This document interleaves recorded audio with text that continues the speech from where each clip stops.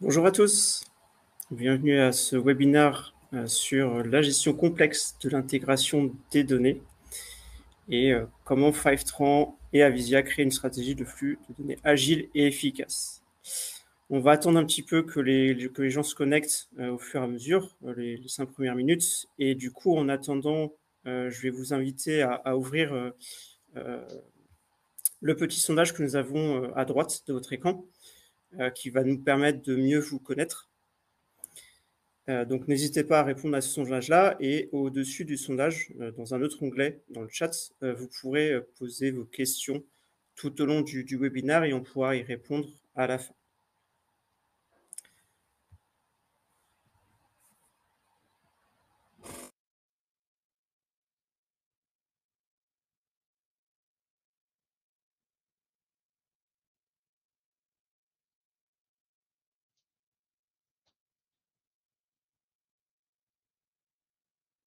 Donc, voilà, le sondage a normalement été lancé. Vous pouvez répondre en ouvrant l'onglet sur la droite.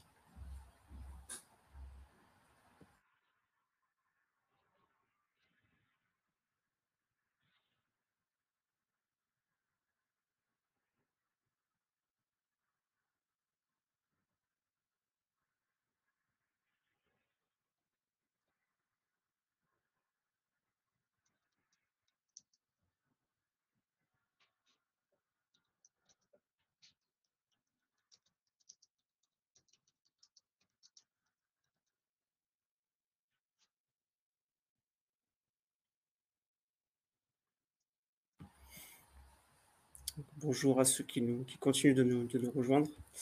Donc, on attend encore 3 minutes maximum, le temps que les personnes se connectent, nos participants se connectent. En attendant, vous pouvez participer au sondage qui est dans un onglet sur votre droite, qui va nous permettre de mieux savoir à qui nous nous adressons. Donc, n'hésitez pas à répondre à celui-ci. Et vous trouverez également l'onglet chat qui vous permettra de poser des questions tout au long du webinaire. Et nous y répondrons à la fin lors d'une petite session dédiée de 5 minutes.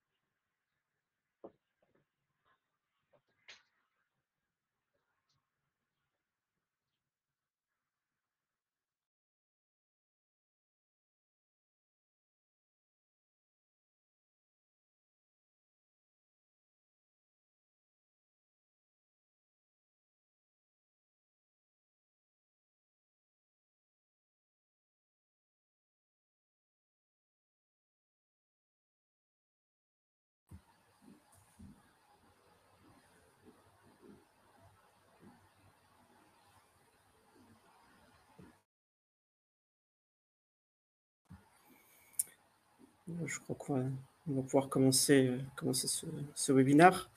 Ayman, je te propose qu'on se présente tout d'abord. Bonjour Florent, ça va? Très bien.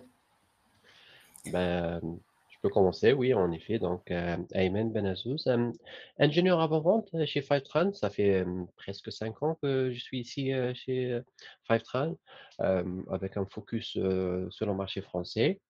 Et j'ai le plaisir de vous accompagner aujourd'hui avec Laurent dans ce webinaire. Et donc, de mon côté, Florent Cotin. J'ai rejoint Avisia il y a maintenant 7 ans et plus de 10 ans d'expérience, enfin un peu moins de 10 ans d'expérience dans la data, principalement sur la business intelligence, puis depuis quelques années en analytic engineering et data engineering. Et donc aujourd'hui, nous allons être vos deux orateurs pour ce webinaire. Donc, quel est le programme d'aujourd'hui? Donc tout d'abord, nous allons présenter nos deux entreprises, ce que nous faisons au quotidien. Nous parlerons un peu avec une remise en contexte de quels sont les enjeux d'une plateforme data et en quoi Fivetran vient s'intégrer, quels sont les atouts qu'il y a dedans dans son cœur de métier, qui est l'ingestion, mais pas que. On présentera également un petit cas d'usage qui nous permettra de voir comment Fivetran a été mis en place au sein d'un cas sur un dashboard. Ayman nous fera le plaisir de faire une démonstration de l'outil, parce qu'il n'y a rien de mieux que de voir l'outil en action pour se rendre compte de ce que nous pouvons faire avec. Et enfin, quelques minutes que nous dédierons à les retours des clients Fivetran, qu'est-ce qu'ils ont pu gagner grâce à cette solution. Et enfin, comme je le disais tout à l'heure, on pourra prendre quelques minutes pour répondre à vos questions que vous aurez posées dans le chat.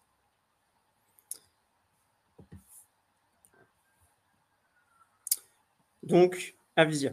Donc, Avisia est un cabinet de conseil qui a été fondé en 2007. Nous sommes spécialisés dans la data et donc tous les secteurs qui vont comprendre donc, mise en place de plateformes data chez nos clients. L'objectif étant d'avoir tous les métiers afin d'aider nos clients dans la bonne prise de décision. Avisia a été fondée sur des valeurs, donc l'humain. Avisia est vraiment un cabinet à taille humaine. Nous avons 300 consultants répartis sur 5 agences en France aujourd'hui. Responsables, nous avons mis en place des politiques RSE et si on nous améliorer.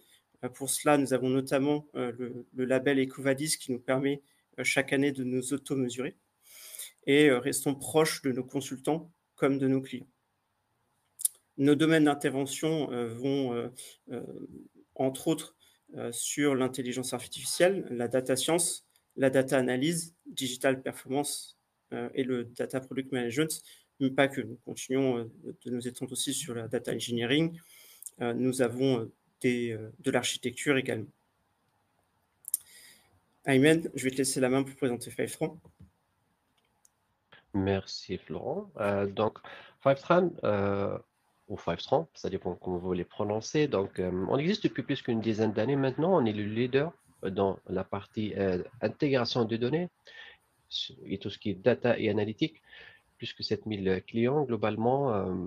On est une entreprise globale avec des bureaux et partout dans le monde. En Europe, par exemple, sur Dublin, Paris, Londres. On est partenaire avec les différents éléments de l'écosystème data, que ce soit les Google, AWS et Azure, et bien sûr Snowflake, Databricks et autres.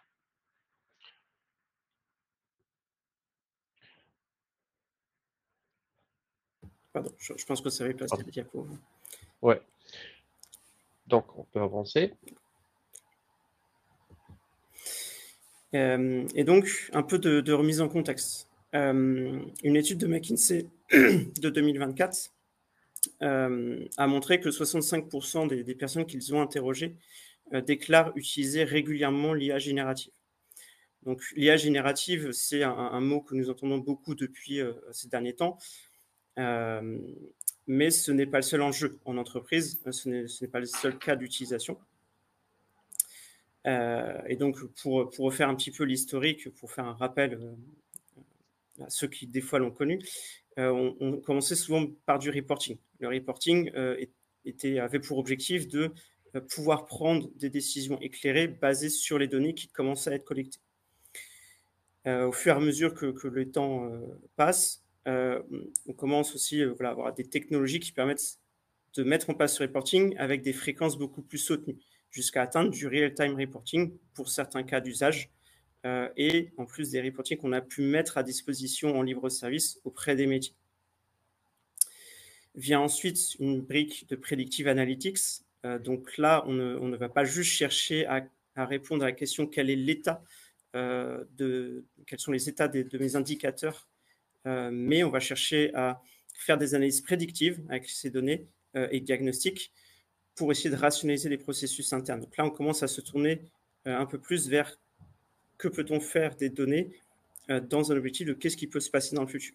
Et enfin, la dernière brique qui a été mise en place, c'est le machine learning et l'intelligence artificielle, où là, on commence à répondre plus à des questions de, OK, je commence à comprendre l'avenir, comment est-ce que je peux réagir? Quels sont les conseils qu'on peut me donner pour réagir face à cette situation? Et donc, c'est là qu'on va avoir tout ce qui est donc analyse prescriptive, l'apprentissage automatique, l'intelligence artificielle, qui sont beaucoup de mots pour désigner la même chose, et plus récemment, l'IA générative. Et donc là, pour le coup, on est vraiment dans un objectif de faire progresser le résultat net de l'entreprise. Mais tout ça, tous ces cas d'usage-là commencent par un premier constat. On utilise la donnée et donc il faut avoir, pour pouvoir répondre à tous ces cas d'usage-là, une plateforme data solide. Et au sein de cette plateforme data, bien souvent, le premier maillon, c'est l'ingestion de données. Comment est-ce qu'on passe des systèmes opérationnels à notre système de données analytics? Et c'est là que Fivetran va intervenir. Exactement, Florent. C'est bien de voir l'état de marché et comment les aspirations des interlocuteurs qu'on a parlé avec eux, de mettre en place de l'AI et tout ce qui est prédictif, mais exactement, comme tu viens de le dire, la réalité elle est différente. Ça dépend de la qualité des données. On est encore dans, ça dépend. Chaque boîte elle est sur des phases différentes. Mais surtout, ce que je veux couvrir maintenant, c'est le pourquoi. On a parlé tout à l'heure qu'on est Fivetran, on est un leader de l'intégration de données. Mais comme pourquoi on est le leader et comment on est en train de le faire. Vous pouvez voir ici à droite les différentes caractéristiques. Lorsqu'on parle de intégration, c'est-à-dire la possibilité de se connecter à plusieurs types de sources, je crois de nos jours, quand on parle de data, c'est de la valeur, c'est beaucoup de applications, de bases de données, de flux de données qui se trouvent partout. D'où Fivetran continue dans l'innovation et la création de connecteurs. On parle de connecteurs, c'est-à-dire simplicité, à intégrer des données de ces sources et les ramener dans un entrepôt de données qu'on peut le qualifier de centre de vérité. Sur ça, on a aujourd'hui 700 ou plus connecteurs avec des objectifs d'atteindre le millier d'ici la fin de l'année et au-delà. L'intégration et la possibilité d'utiliser des technologies minimales ou plutôt simples sur sources et destinations comme tout ce qui est CDC et incrémental avec des impacts presque inexistants. Et bien sûr, en Fivetran, d'un point de vue contractuel, on a une disponibilité de plus que 99,9% de la solution avec la solution SaaS. Quand on parle d'automatisation avec Fivetran, c'est pas seulement d'automatiser la mise à jour des données, mais aussi tout changement qui se passe sur la source, changement d'API, de schéma, et bien sûr aider dans la phase en aval qui est la transformation euh, pour créer les tables et les views qui vont être utilisés pour extraire de la valeur des insights. Qu'est-ce qu'il y a de nouveau? On a le connecteur SDK qu'on a fait sortir, ça fait quelques mois maintenant, qui ajoute une extension à la plateforme avec la possibilité de développer très vite avec du Python des connecteurs sur notre plateforme pour des sources niches, des sources spécifiques, métiers ou locales pour des régionales ou encore pour des sources internes. Donc, vous pouvez développer et nos collègues de Avisia pour vous aider dans le développement de ces connecteurs pour extraire, pour élargir le scope de votre projet. On ne va pas trop tarder sur les autres points, surtout tout ce qui est automatisation, la possibilité d'industrialiser Fivetran à travers des approches avec Terraform et des REST API, intégration avec les autres éléments de l'écosystème data, que ce soit tout ce qui est data cataloging, euh, traçabilité, des outils de traçabilité et autres. Finalement, quand on parle de data, on parle de données sensibles, qu'il faut toujours les protéger. Donc pour nous, ça, c'est le premier élément qu'on met en place avec des certifications qui prouvent la qualité de sécurité qu'on a dans notre pipeline, les méthodes de cryptage qu'on vous donne, mais surtout la possibilité de utiliser plusieurs méthodes de déploiement, la possibilité de garder les données, soit chez vous, en Europe, pour tout ce qui est RGPD, et ainsi de suite. Je vais avancer.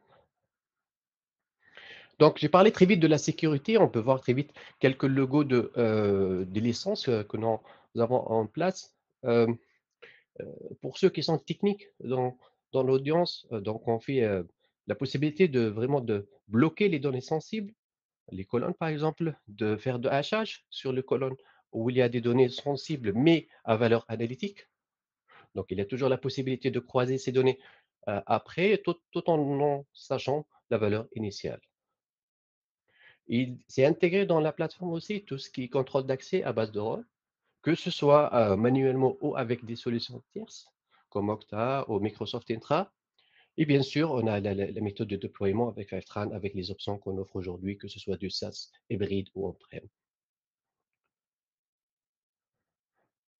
Donc, quand on parle de Fivetran, exactement, c'est une solution leader et surtout une solution qui s'intègre à tout l'écosystème qui se trouve aujourd'hui entre vos mains.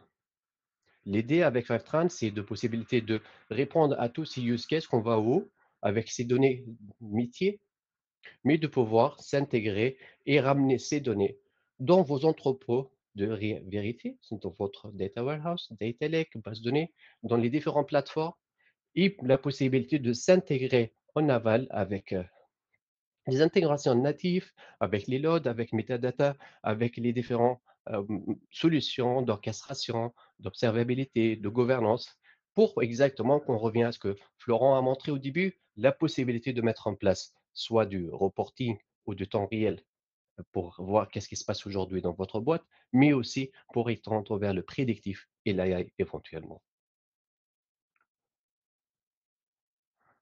Et je crois que, on ne peut pas décrire Fivetran sans aller un peu plus en détail pour dire, surtout pour le cas d'usage que Florent va présenter d'un peu, comment on s'intègre avec l'écosystème de Google, que ce soit pour tout ce qui est prédictif et AI. Donc avec Fivetran, on a la possibilité de ramener des données de plusieurs sources. Quand on parle de sources, c'est divers. Ça peut être des bases de données métiers lourds comme des oracles, des serveurs SQL, des B2, mais aussi des bases métiers comme SAP. Quand on parle d'applications, des API, on parle de tout ce qui est marketing, bien sûr, mais aussi applications métiers, que ce soit des ERP, des CRM, des Workday, des Salesforce ou d'Oracle Fusion. Et bien sûr, tout le monde continue à utiliser et on continuera à utiliser les fichiers, d'où la possibilité avec Fivetran de s'intégrer à des sources de fichiers, peu importe où se trouvent, que ce soit on-prem, dans le cloud et autres.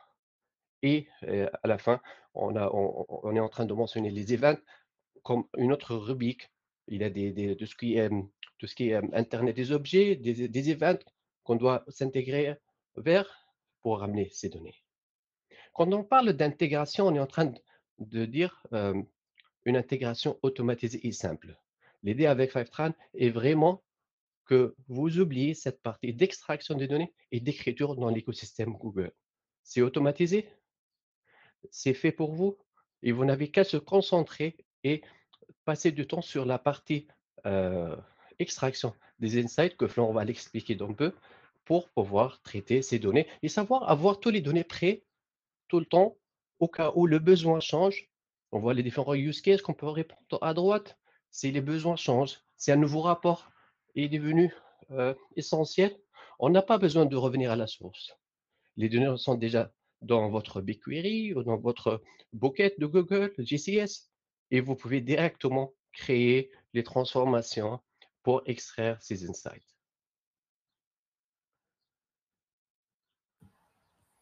Ben, je te passe la main, Florent. C'est ça, tout à fait. C'est une bonne transition. Très très bonne transition justement avec ce que nous avons pu mettre en place dans le cas d'un dashboard pour un service marketing. Donc l'objectif ici de ce service-là était de pouvoir monitorer l'audience des publications qui étaient faites sur les réseaux sociaux. Mesurer l'impact et surtout déterminer quelles étaient voilà, les différentes publications, quels étaient leurs impacts en termes d'audience, quels impacts ça avait sur d'autres composantes. Donc, on avait la chance d'avoir un écosystème Google Cloud déjà existant, donc avec notamment BigQuery. Et si j'ai sélectionné ce cas d'usage-là, c'est que il est assez simple. En fait, ça nous permet de nous concentrer sur le pain point qu'on aurait pu avoir sur ce projet-là, donc qui était effectivement, donc on voulait mettre en place un dashboard. Donc nous avions choisi une solution qui était facilement interfaçable avec Google BigQuery, dans lequel nous avions stocké les données. Et donc c'était cette solution Looker Studio. Et donc le point d'attention était sur comment est-ce que nous allions collecter la donnée en amont. Donc nous avions notamment les réseaux LinkedIn, Instagram, Facebook. Ces données-là, il fallait aller les chercher. Et donc il y avait une problématique là-dessus. C'est là qu'intervient Fivetran. Je pense que je mentirais pas en disant que grâce à Fivetran, en moins d'une heure, avec du coup tous les identifiants que nous avions avant sur la plateforme, en moins d'une heure, nous avons pu mettre en place un scrapping de données des trois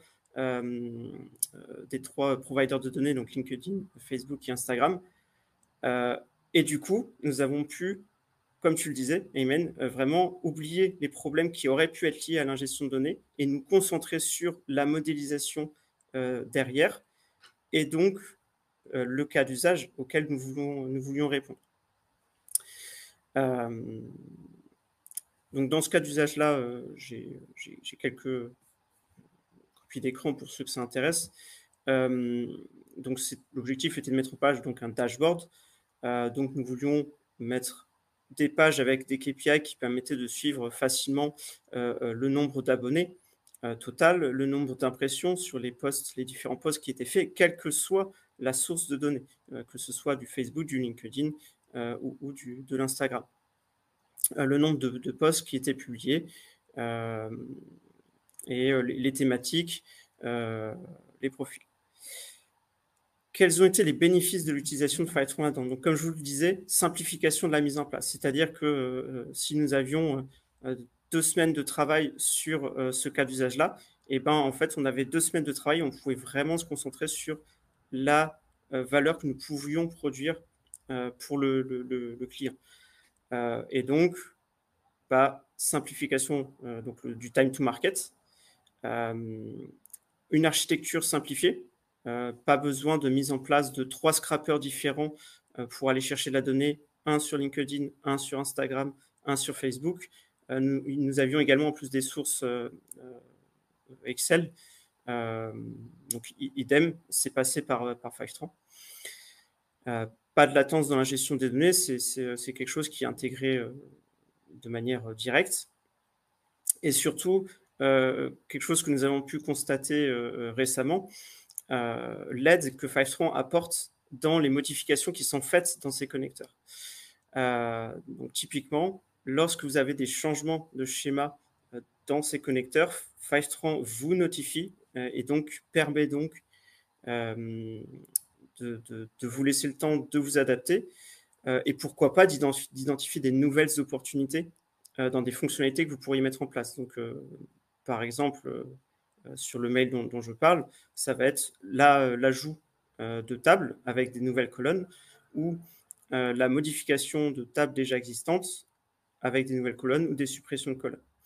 Et donc tout ça permet d'éviter, par exemple, de payer des gens pour faire de la veille sur tous ces connecteurs-là. En réalité, c'est Fivetran qui se charge de ça et communique cette information à ses différents clients.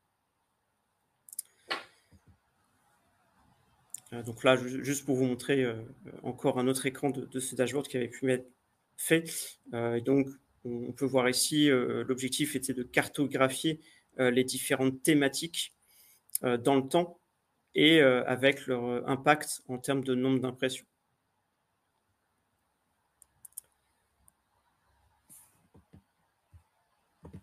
Et comme je le disais, je pense que le mieux, c'est de voir Fivetran en action. Et donc, Ayman nous a concocté une petite démonstration. Exactement.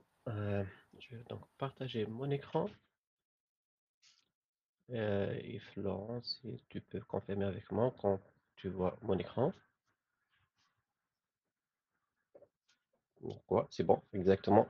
Et surtout, on peut voir à partir des sondages qu'on a fait qu'il y a pas mal de l'audience, 2 tiers qui ne connaissaient pas Fivetran et la plupart n'ont pas utilisé Fivetran avant. Donc ça tombe à temps, ça c'est bien quand on fait cette démo.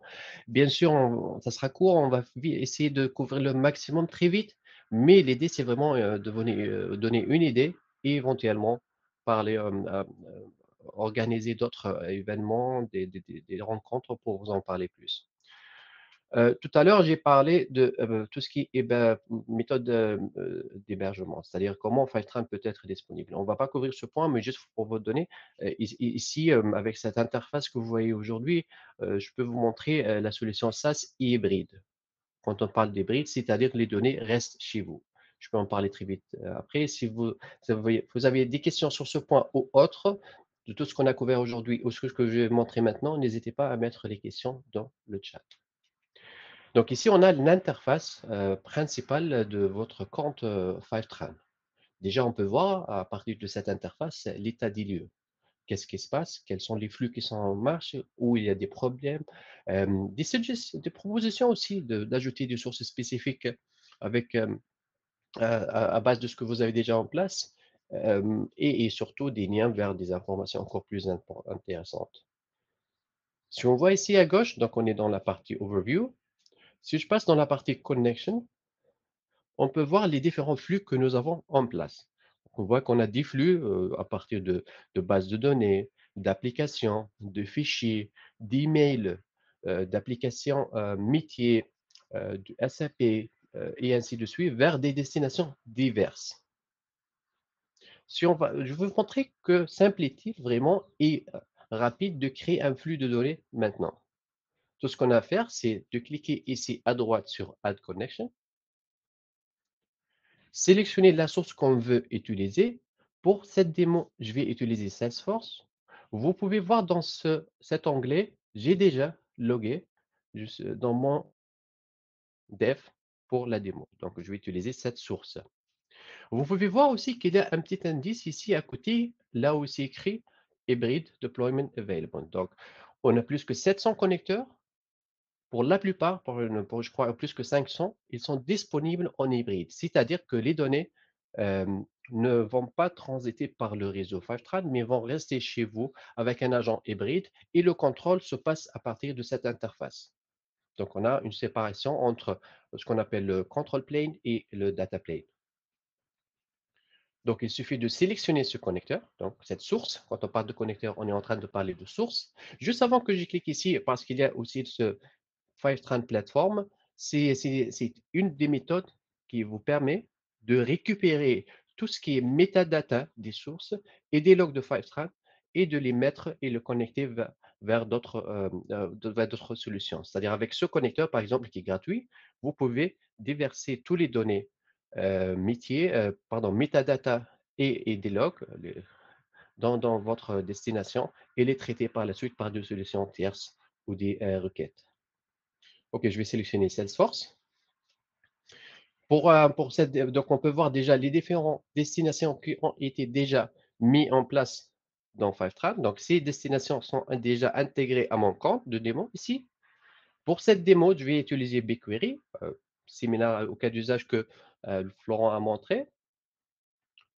Mais vous voyez qu'on est agnostique, on peut couvrir tout type, même ce qu'on appelle les data lake ou lakehouse, avec la possibilité de garder de l'acidité, c'est-à-dire vous pouvez verser les données dans votre espace de stockage cloud, mais avoir cette tranquillité que les données sont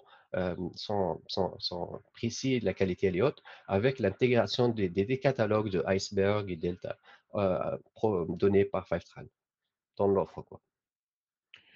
OK, on va sélectionner BigQuery. Donc, tout ce qu'on a à faire maintenant, d'abord, pour chaque connexion, on a la doc qui est publique, mais on a une partie de la doc qui est dédiée à cette source qui est visible ici à chaque fois qu'on crée un connecteur. Donc, vous pouvez voir les différentes étapes que vous devez faire en amont sur la source.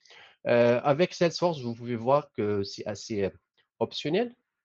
Tout ce qu'on a besoin de faire, c'est d'avoir un utilisateur, un username, password ou autre méthode d'intégration avec l'API.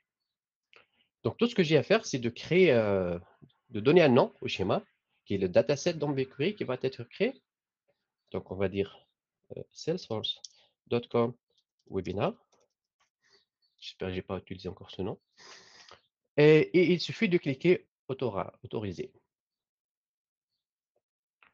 Donc on peut voir que ici dans mon interface, on a utilisé la technologie Auth2 en récupérant les permissions, ou plutôt les détails de compte que j'ai utilisé ici. Vous pouvez le voir très vite ici, OK? Donc la partie authentification a été faite. On peut passer à l'autre étape qui est euh, tester, voir les permissions que nous avons. Ici, c'est tout. Oui, c'est assez vite. Hein. J'ai même pas eu le temps de finir la phrase. On parle de rapidité, il n'y en a pas plus que rapide que ça, je crois. Ok, deuxième phase, c'est sélection des objets. Donc, pour le moment, on n'a pas encore de flux de données qui transite de Salesforce dans BigQuery.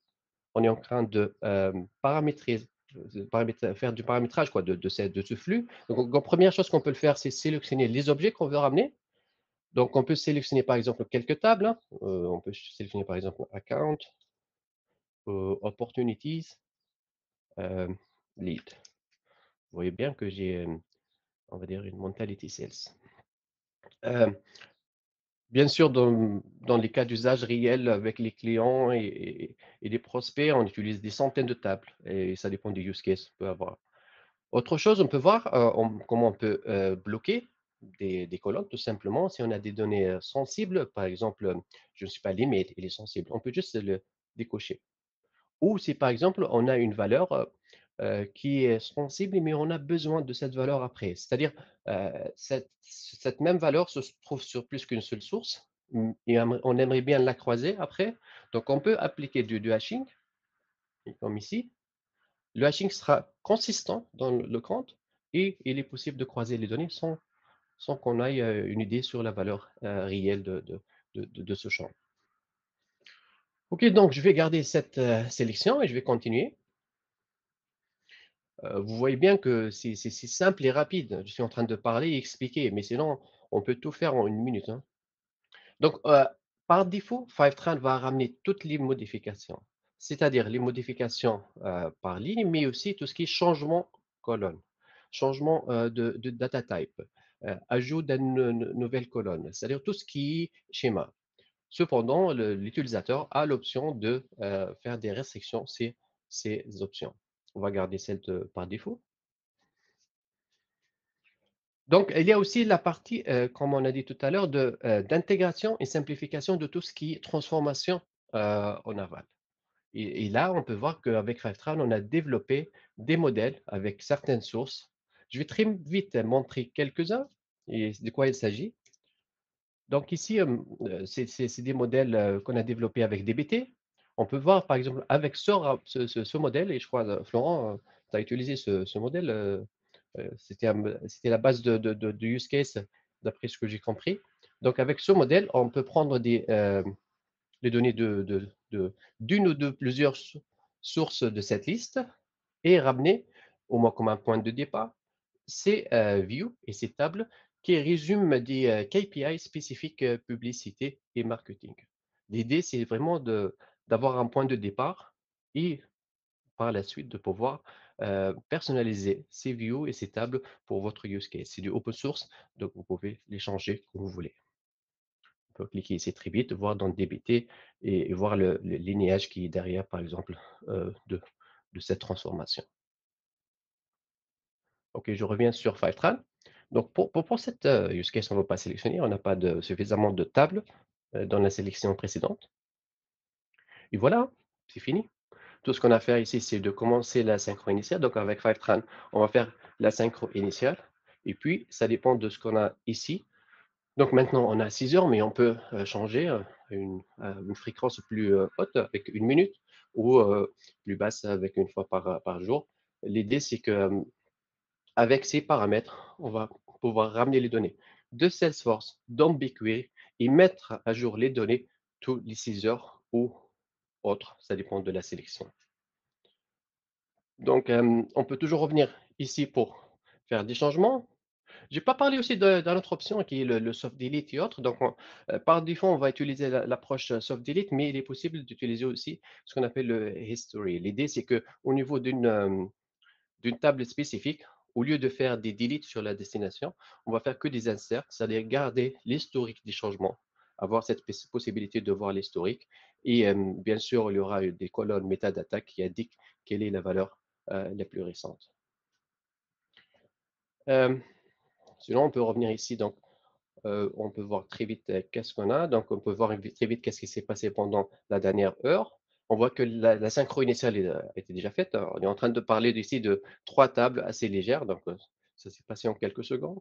Et ici, on a ça, c'est-à-dire si cette connecteur existe sur une période de temps plus étendue, on peut sélectionner que ce soit une semaine ou un jour. Pour info, tout ce que j'ai montré ici, c'est est possible de le faire avec des REST API, avec Terraform et d'une façon plus industrielle. On peut voir ici comment tout s'est passé en 30 secondes, quoi. Euh, bon, je crois que j'ai couvert la plupart, l'essentiel de la solution. J'aimerais bien voir vos questions et répondre à détail. Euh, on a parlé tout à l'heure de différentes options de mise en place des permissions, des users et autres. Je serai dispo pour répondre à des questions de ce type si besoin. Je vais arrêter le partage maintenant et on va revenir au slide.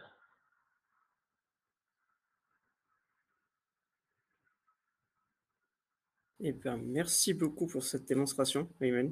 On a vu quelques fonctionnalités, il y en a encore plein d'autres. Moi, personnellement, dans ce que tu as montré, celle que j'aime beaucoup, que j'ai découvert récemment, c'est la possibilité de hacher des colonnes. Je sais que les data engineers ont tout le temps ce genre de problématique de transférer la donnée d'un système opérationnel à un système analytics, tout en prenant en compte les contraintes réglementaires. Et donc, bien souvent, devoir, comme tu disais, crypter des colonnes pour les hacher. Et le fait de pouvoir le faire dans Fivetran, je trouve que c'est un bon apport par rapport à si on devait le faire à chaque fois pour toutes les colonnes qu'on importe dans un moteur de transformation. Exactement, exactement. Et comme tu viens de le dire, hein, il y en a d'autres fonctionnalités. Le nombre de connecteurs du qu'est-ce qu'on peut supporter. On n'a pas le temps maintenant, mais n'hésitez pas à nous contacter après pour en parler un peu plus. Donc je crois qu'ensuite tu voulais parler des apports que vous avez. Exactement, donc on va parler d'un cas d'usage client en France, Saint-Gobain, et on ne va pas parler exactement de ce qu'ils ont mis en place, mais ils ont partagé avec nous ces gains qu'ils ont vus, hein. Comment, avant la mise en place de Fivetran, toute la partie d'ingestion de données, et comparer l'état avec le après à mettre en place Fivetran, ben, les grands vraiment changements qu'ils ont vus, c'est la simplification. Avant, ça prenait des mois pour mettre en place un flux, vous avez vu, 1 minute. On va dire que si on ajoute la mise en place de la destination qui a été déjà faite, peut-être une dizaine de minutes, on est en train de parler de minutes, d'heures au max, et pas de semaines et de mois. La latence de la configuration, comme on vient de le dire, et surtout, et ce qui est très très important, c'est vraiment le gain en coût. Ils ont vu une réduction de 60% du coût de la plateforme de gestion, de la mise en place de cette plateforme. Ils ont commencé à expérimenter du temps réel. Ils n'avaient pas ça. Ils étaient plutôt dans tout ce qui est reporting. Maintenant, ils sont passés dans tout ce qui est temps réel et prédictif. Et bien sûr, entre autres, des différents use cases SaaS, quand on en parle, ils ont pu ramener les données de leur euh, cœur de métier qui est SAP et de pouvoir centraliser ces données dans Snowflake et avoir cette visibilité sur l'état des lieux de l'entreprise au niveau global. Et puis ici, on va parler de 500 connecteurs parce qu'ils ont mis en place Fivetran, ça fait une année. Vous voyez depuis comment les choses ont évolué, hein. On a plus que 700 maintenant. Et j'ai parlé tout à l'heure de tout ce qui est CDC, donc ils ont vu vraiment l'avantage de ces méthodes d'intégration et d'ingestion des données de sources comme des bases de données. On utilise d'autres méthodes aussi qui sont optimisées pour chaque type de source.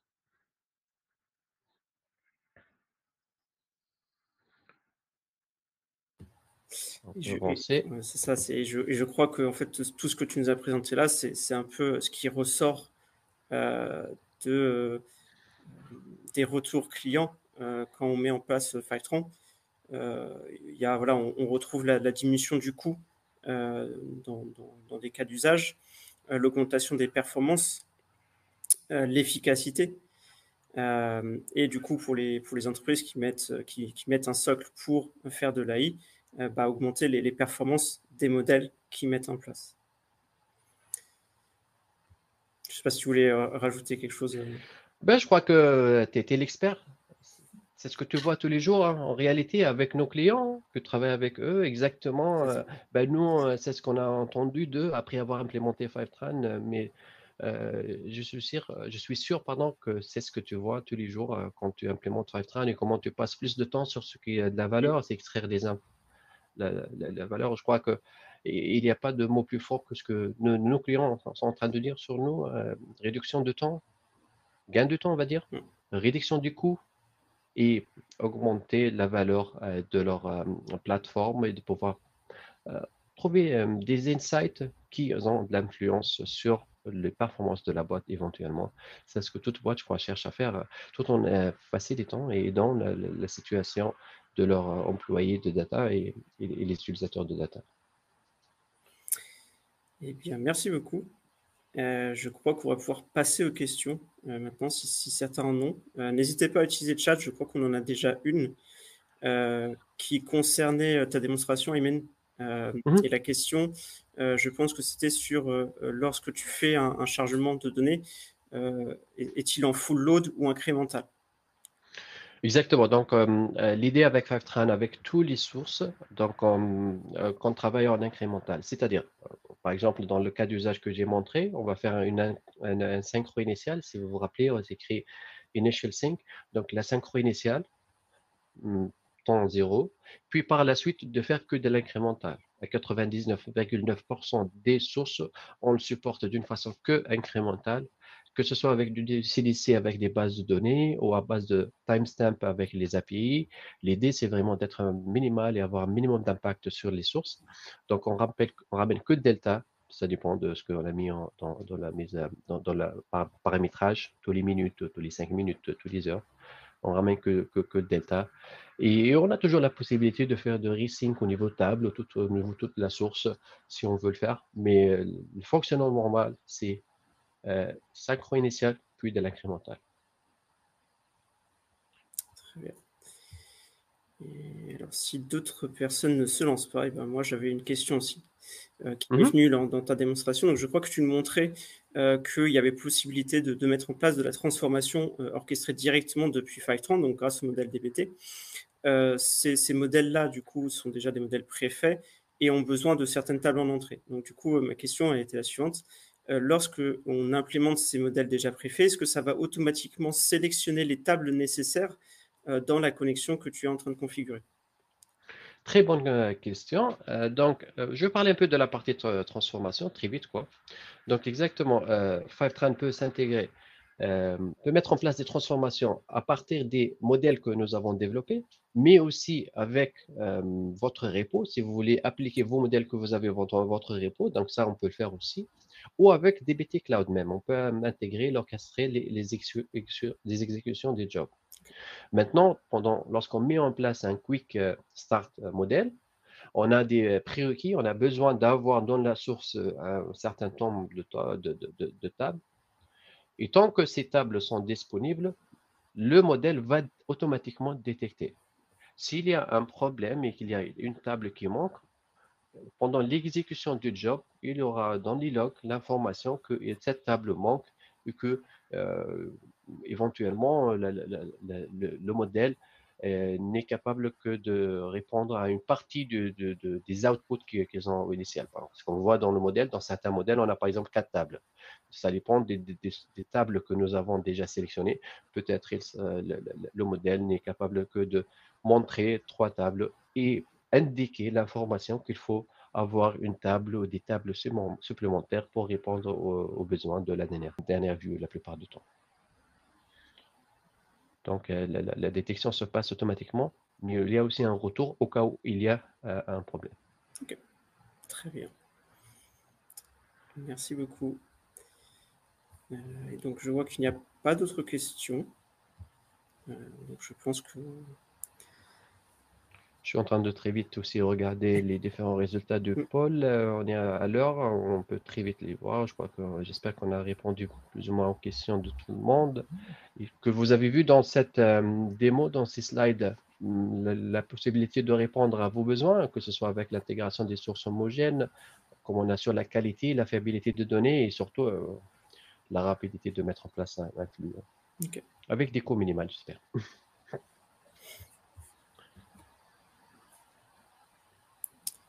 Je crois qu'il y a encore un sondage qui est ouvert si les personnes veulent prendre quelques instants. Oui, on va Juste donner une simple quelques question, secondes. quelques secondes.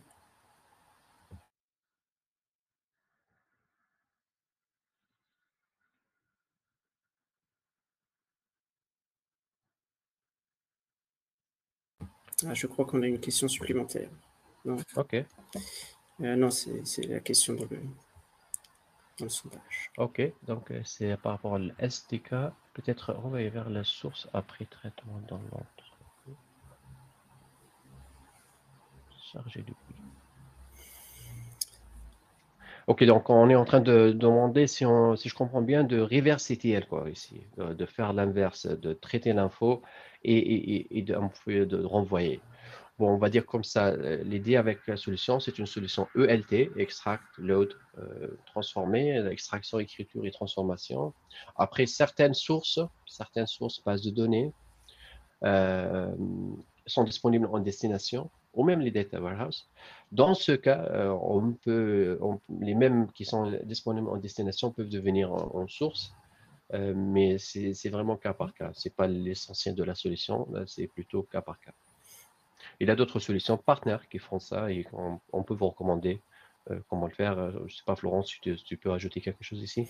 Alors après, c'est sûr que ça dépend toujours des cas, mais c'est vrai qu'il existe maintenant des moteurs de transformation pure. DBT en est un. Je le dis parce que je le connais, mais il en existe d'autres. Je crois avoir déjà vu Coalition peut-être. Mais voilà, il existe aujourd'hui des moteurs de transformation qui sont donc des outils dédiés à de la transformation de données in place. Donc on ne bouge pas les données de système, on reste au sein d'un même système et uniquement on se concentre sur la transformation de données. Donc voilà, après, à voir quelle architecture est la plus optimale à mettre en place. Mais comme tu disais, Imen, je pense que Fivetron est bien pour du transfert de système à système simplifié. Maintenant, pour revenir dans le même système, c'est une question. Je pense qu'il faut voir vraiment le cas d'usage en particulier pour y répondre. OK. Je crois qu'on a couvert toutes les questions. On va voir s'il y en a des résultats sur le pôle. OK, on a tous les résultats qu'on en a besoin. Merci Florent. Je crois qu'on a couvert toutes les questions. N'hésitez pas à nous contacter. Vous avez les détails en bas et je te laisse le mot de fin, hein, Florent. Et ben, juste te remercier de m'avoir accompagné dans ce webinaire. Merci à tous de nous avoir rejoints. J'espère que vous aurez pu apprendre quelque chose aujourd'hui. Comme tu disais, Imen, n'hésitez pas à nous contacter si d'autres questions vous viennent par la suite ou simplement si vous souhaitez de discuter avec nous de vos cas d'usage. Nous serons ravis d'échanger là-dessus. Merci à vous aussi Et ben, merci, bonne et à la journée. prochaine. Au revoir. Au revoir.